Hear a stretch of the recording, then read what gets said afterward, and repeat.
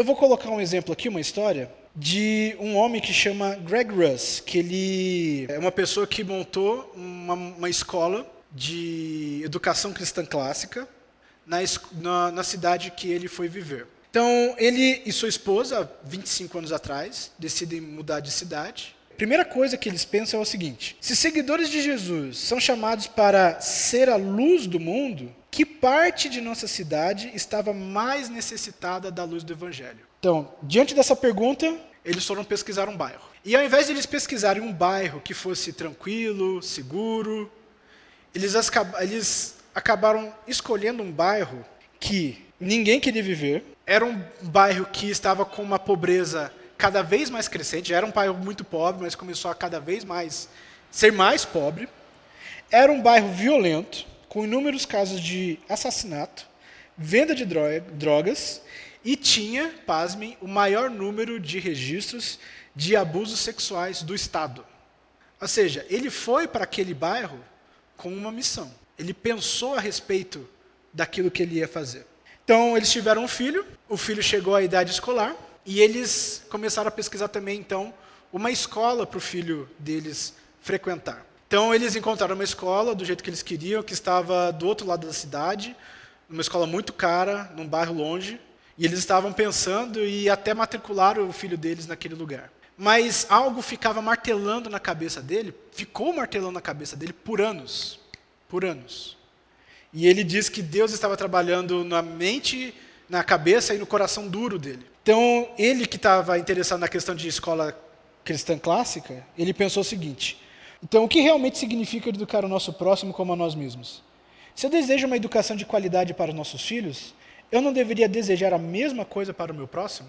Ou seja, ele começou a entender que, depois de tantos anos dele orando a Deus, que enviasse alguém para cuidar da educação muito complicada que existia no bairro que ele morava, ele começou a perceber que era Deus que estava enviando ele para criar essa escola naquele bairro que ele estava. Era ele, foi Deus deu a ele essa missão de criar uma escola que ajudasse o máximo possível de crianças carentes naquele bairro. Uma escola que fosse luz no mundo, naquele pequeno mundo, daquele bairro que era tão violento, tão pobre. O que acontece então é que ele realmente percebe que ele tinha um chamado, uma missão, e que se ele fosse de fato um discípulo de Cristo, um verdadeiro discípulo, ele deveria colocar os bens dele, a vida dele, nessa missão. Então ele pediu demissão do trabalho dele, e tudo que ele tinha era esse desejo no coração de realizar essa tarefa. E Deus o abençoou, tem uma grande escola nesse bairro de Minneapolis, nos Estados Unidos. Então, irmãos, o que eu quero dizer é que todos nós, precisamos estar muito atentos ao tipo de pensamento que nós temos tido, ou que tem nos guiado em nossas decisões no nosso dia a dia.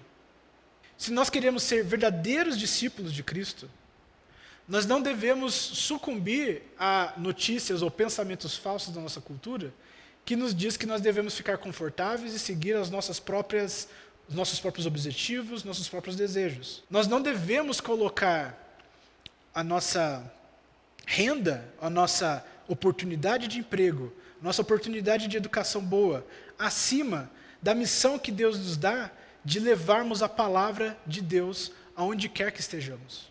Isso é difícil, porque é um processo de amadurecimento, é um processo de crescimento espiritual. Mas é algo que nós temos que ter permanentemente em nossas mentes. Se nós somos verdadeiros discípulos de Cristo, nós colocamos toda a nossa vida e nossos recursos à disposição do reino de Deus.